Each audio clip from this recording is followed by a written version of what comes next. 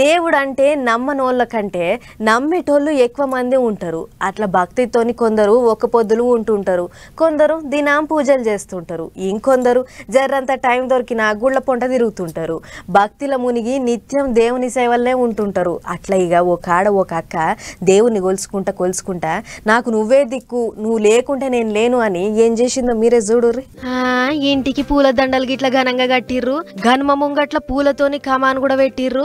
చూస్తుంటే పెళ్లి కార్యం లెక్కనే కొడుతుంది గాని ఇంతకు పిల్లగాడి ఏరి అని అంటారా? ముచ్చట అలాగుంది. ఇగో గిడ కనిపిస్తున్న అక్క పేరు శివాని. మధ్యప్రదేశ్ రాష్ట్రం గ్వాలియర్ అనే పట్టణంలో ఉంటది. అయితే గీ అక్క కృష్ణునికి పెద్ద భక్తురాలట. ఎప్పటి సందో భక్తిలో మునిగి కొలుసుకుంటా ఆయన సేవల్నే ఉంటున్నదట. అట్లా ఆ నల్లనయ్య అందానికి మురిసిపోయి మనసు పారేసుకున్నదట.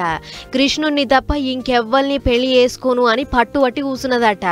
ఇంటోళ్ళంతా వచ్చి గట్ల కాదు బిడ్డ, మా మాటిను, గట్ల చేస్తారా ఎవరన్నా అని గట్టినే బతిలాడిర్రట.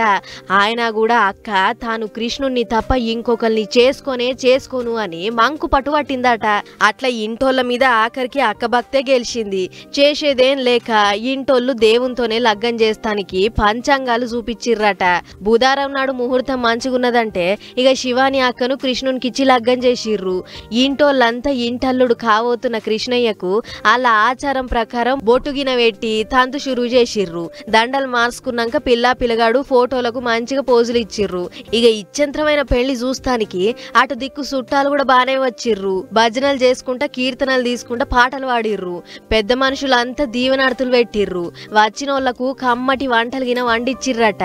ఇక లగ్గమైనాక పిల్లగాని చుట్టాల పక్కల నడుమ జోరుగా ఊరేగిచ్చిర్రు. బరాత్ తీసి డప్పుల సప్పుడు నడుమ సంబురంగా ఆడి పాడిర్రు. కిట్టయ్యను అప్పట్లో మీరాబాయి పెళ్లి చేసుకుంది అనంగా ఇన్నాం. ఇక ఇప్పుడు ఇన్నొద్దులకు మళ్ళా గీ అక్క లగ్గం చేసుకుంది. ఇక ఎవళ్ళ భక్తి ఆలదు గాని దేవుణ్ణి పెళ్లి చేసుకున్న గీ అక్క ముచ్చట ఇప్పుడు ఇంటర్నెట్ లో పొట్టు తిరుగుతుంది. తీరొక్క తీర్ల కామెంట్లు రాస్తుర్రు నెట్టనలు.